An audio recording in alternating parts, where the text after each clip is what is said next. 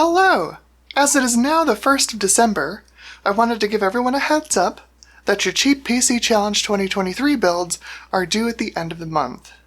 If you've been sitting on your build idea for the last 6 months, now's the time to get her done and get your blog post, video, Twitter thread, or Mastodon post made and let me know where I can find it, so you can make it into the roundup video in January.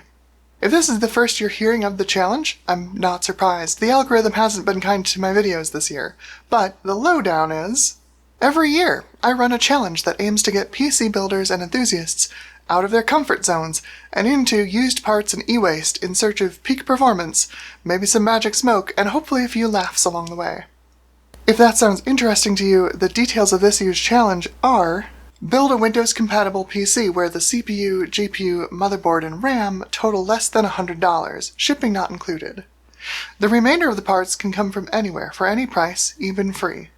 Donated and free PCs aren't really the focus here. The idea is to get you out of your comfort zone and looking at the secondhand parts markets in your area, as well as online, of course. Once your cheap PC is built, if you'd like it to be officially scored, you'll need to run 3 tests on it.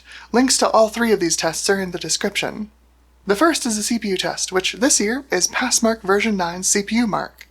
Run the whole test, and your score in the challenge is the CPU Mark benchmark score divided by 100.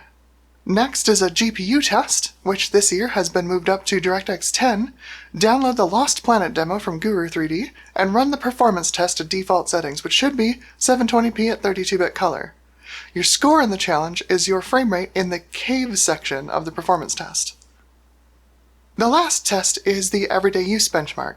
This year we're using the old Google Octane 2.0 JavaScript benchmark in a modern enough browser that it completes the test successfully. Your score in the challenge is the Octane score divided by 1,000.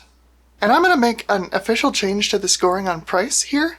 In the announcement video I said that builds over $100 would be disqualified, but I've had several months to think about it now, and I think I'm going to do this instead. You get plus 10 points for every dollar, US dollars, convert from your own currency please, under $100 you are on your build, but on the flip side you get minus 10 points for every dollar your build is over $100. I think I might keep this scoring in the future for future challenges as well. The last component to the challenge, and an optional but highly encouraged one, is to do something unique with the machine that you put together. Last year, one of the entrants used their challenge PC to emulate a PlayStation 2, which it did quite well, and for less than an actual PlayStation 2 costs these days. I put my build to the test as a budget VR rig, which actually functioned somehow, which I was not expecting in the slightest. What you do with the PC is entirely up to you, but several folks flipped their PCs or donated them to friends or families in need after the challenge. That's the real spirit of the Cheap PC Challenge. Keep old tech useful and out of the planet's landfills.